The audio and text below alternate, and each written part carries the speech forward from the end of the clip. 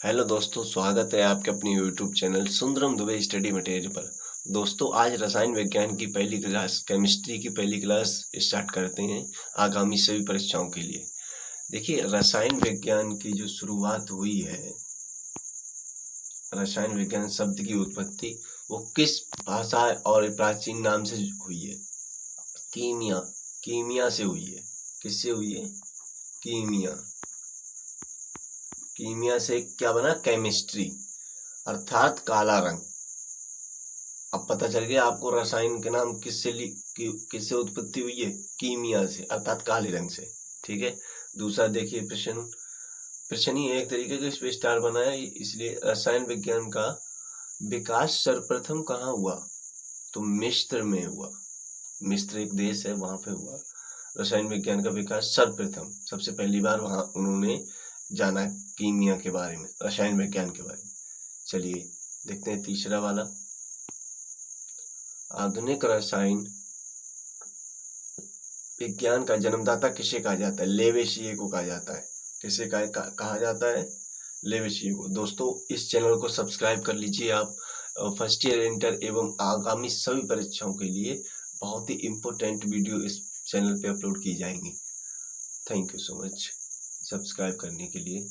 चलिए, पता चल गया आपको रसायन विज्ञान के आधुनिक कौन है जन्मदाता? लेवेशियर। चौथा प्रश्न देखेंगे, एक ही प्रकार का परमाणु किस में मिलता है? प्राकृत तत्व में मिलता है। एक ही परमाणु का, सेम परमाणु का जब आपको तत्व मिलेगा तो वो प्राकृतिक तत्व कहा जाता है। ये प्रश्न आने लगे।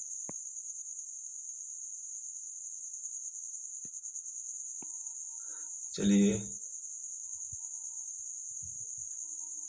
पांचवा प्रश्न देखेंगे, दो या दो से अधिक तत्वों को मात्रा के विचार से एक ही निश्चित अनुपात में मिलाने पर बना पदार्थ कहलाता है। क्या कहलाता है? यौगिक कहलाता है। दोस्तों, दो या दो से अधिक मात्रा के विचार से एक निश्चित अनुपात में मिलाने पर बना पदार्थ क्या कहलाता है? यौगिक कहलाता है। छठा प्रश्न देखेंगे, दो या दो से अधिक शुद्ध पदार्थों को किसी भी अनुपात में मिला देने से क्या बनता है? क्या बनता है? मिश्रण बनता है। क्या बनता है?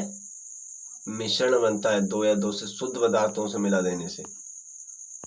शुरुआत की आज केमिस्ट्री है तो आप अच्छे से समझ में आएगा। ऐसे तत्व जिनमें धातु और अधातु दोनों गुण पाए जाते हैं क्या कहलाते हैं? क्या कहलाते हैं बता? उपधातु कहलाते हैं। उपधातु कहलाते हैं। अब आप हमें बताइए कि पदार्थ की तीन अवस्थाएं कौन सी होती हैं? अगर आपको पता है तो कमेंट कीजिए, और नहीं पता है तो अभी हम आपको डायग्राम समेत दिखाते हैं। पदार्थ की तीन अवस्थाएं कौन कौन सी होती हैं, पता होगा आपको। देखिए, पहली ठोस होती है, फिर देखिए द्रव होती है, द्रव के कण ऐसे होते हैं, और गैस तो ऐसी होती है। देखो, ठोस, द्रव, गैस। पदार्थ की तीन अवस्थाएं होती हैं, ठोस, द्रव और गैस। देखिए, तीनों को इस प्रकार हम देख पा रहे हैं। ठीक है, अब ये बात हमारी क्लियर हो गई होगी। ये तीनों ठोस पदार्थ हैं, गैस है और द्रव है। तीनों को डायग्राम सहित आप समझ गए होंगे। अणुओं की संख्या इकाई आयतन में, ठोस, द्रव और गैस। अणुओं का अपेक्षिक गति कैसे होता है? अपेक्षिक गति देखिए ऐसे, तो ठोस का, तो फिर उससे ज्यादा द्रव का, फिर उससे ज्यादा गैस का, ऐसे। ठीक है, समझ में आया होगा।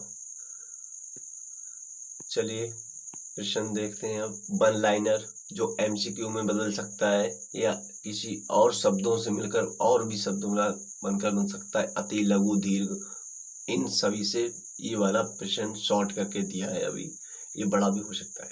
विश्व का प्रत्येक पदार्थ अत्यंत सूक्ष्म कणों से मिलकर बना होता है। ये सर्वप्रथम किसने कहा? ये बहुत ही इंपोर्टेंट प्रश्न है दोस्तों। अत्यंत सूक्ष्म कणों से मिलकर होता है, कणाद ने कहा। कणाद वैज्ञानिक ने कहा। क्या कहा? कि ये अत्यंत सूक्ष्म कणों से मिलकर बना होता है पदार्थ।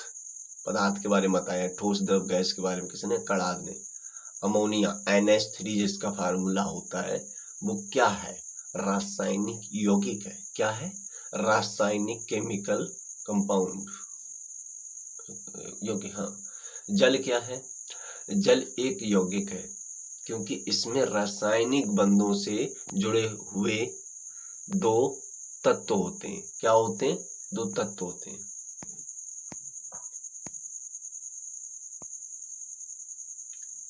हीरा क्या है दोस्तों? देखिए कितना इंपॉर्टेंट क्वेश्चन है। हीरा क्या है?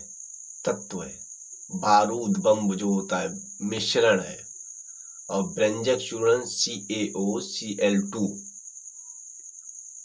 ब्लीचिंग पाउडर जिसे कहते हैं, आई थिंक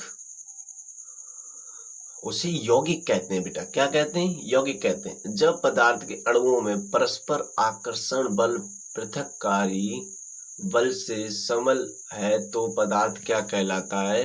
पदार्थ कहलाता है ठोस। क्या कहलाता है? ठोस कहलाता है। पारा और ब्रोमीन क्या है? द्रव के रूप में पाए जाने वाले तत्व हैं। पारा और ब्रोमीन क्या है?